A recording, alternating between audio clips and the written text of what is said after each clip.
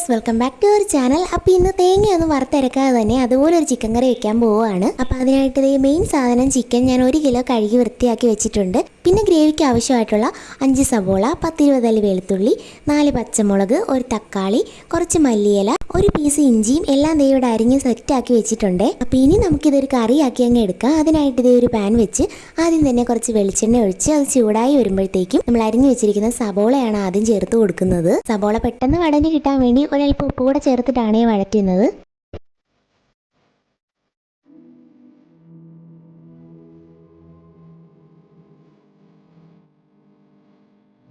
അപ്പോൾ അതിനിടയിൽ കൂടെ നമുക്ക് ഇവിടെ അതിനാവശ്യമായിട്ടുള്ള മസാലക്കൂട്ടൊന്ന് മൂപ്പിച്ചെടുക്കണം. അതിനായിട്ട് 2 സ്പൂൺ കാശ്മീരി ചില്ലി, 1 സ്പൂൺ മല്ലിപ്പൊടി, അല്പം മഞ്ഞൾപ്പൊടി, 1 സ്പൂൺ ഗരം മസാല, അല്പം പെരുംജീരകവും പിന്നെ 3 വലിയ സ്പൂൺ ചിക്കൻ മസാലയും കൂടെ ചേർത്തിട്ട് ലോ ഫ്ലെയിമിൽ വെച്ച് കൈ എടുക്കാതെ അങ്ങ് ഇളക്കി കൊടുക്കണേ. പൊടികളുടെ പച്ചമണമൊക്കെ ഒന്ന് മാറി പൊടികളുടെ നിറവും കൂടെ മാറി കിട്ടുമ്പോഴത്തേക്ക് നമുക്ക് ഫ്ലെയിം ഓഫ് ചെയ്യാം.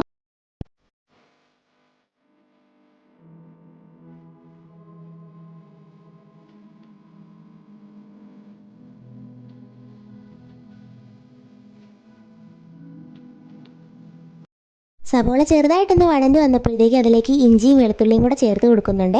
ആദ്യമേ ഇത് ചേർത്ത് വഴറ്റാതിരുന്നത് അത് ചെറുതായിട്ടൊന്ന് കടിക്കാനൊക്കെ ഇടയ്ക്ക് കിട്ടാൻ വേണ്ടിയിട്ടാണ്. പിന്നെ അതും ചെറുതായിട്ടൊന്ന് മൂത്ത് കഴിയുമ്പോഴത്തേക്ക് നമുക്ക് അരിഞ്ഞു വെച്ചിരിക്കുന്ന പച്ചമുളകും പിന്നെ തക്കാളിയും കൂടെ ചേർത്ത് എല്ലാം കൂടെ ഒരു പരുവത്തിന് വഴറ്റിയെടുക്കണം. ഒരുപാട് അങ്ങ് വഴണ്ട് പോകരുത്, അപ്പോൾ നമുക്ക് ഗ്രേവി ഒട്ടും ഇല്ലാത്ത പോലെ തോന്നും.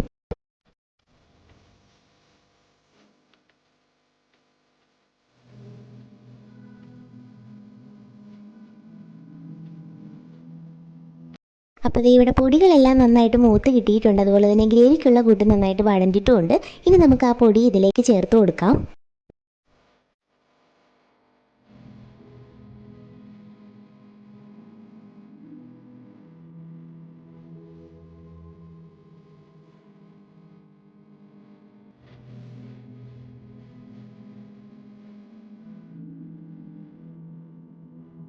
ഗ്രേവിയൊക്കെ സെറ്റാക്കി വെച്ചതിന് ശേഷം കഴുകി വൃത്തിയാക്കി വെച്ചിരിക്കുന്ന ചിക്കനും കൂടെ അതിലേക്ക് ചേർത്ത് നന്നായിട്ട് ഇളക്കി കൊടുക്കണം. അതിനുശേഷം ആവശ്യത്തിനുള്ള വെള്ളം കൂടെ ഒഴിച്ചു കൊടുക്കാം.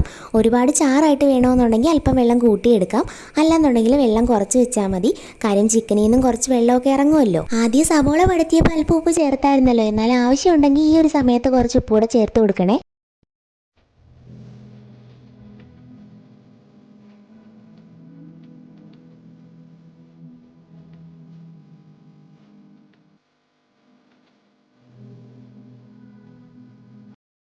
പിന്നെ കുറച്ച് കറിവേപ്പില കൂടെ അതിന് മുകളിലേക്ക് ഇട്ടിട്ട് അടച്ചു വെച്ചൊരു 10 മിനിറ്റ് വേവിച്ചെടുക്കാം.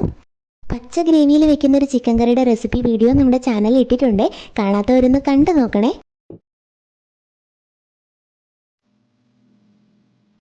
10 മിനിറ്റ് കഴിഞ്ഞപ്പോഴത്തേക്ക് കറിയൊക്കെ നന്നായിട്ട് തിളച്ച് വരുന്നുണ്ട്. ഈ ഒരു സമയത്ത് 1 സ്പൂൺ കുരുമുളക് പൊടി കൂടെ അതിന് മുകളിലേക്കായിട്ട് വിതറി കൊടുക്കുന്നുണ്ട്. വീണ്ടും ഒരു 10 മിനിറ്റ് കൂടെ അടച്ചു വെച്ച് വേവിച്ചെടുക്കുന്നുണ്ട്. മൊത്തം ചിക്കൻ ഇട്ടതിന് ശേഷം 20 മിനിറ്റാണ് കറി വേവിച്ചെടുത്തിട്ടുള്ളത്.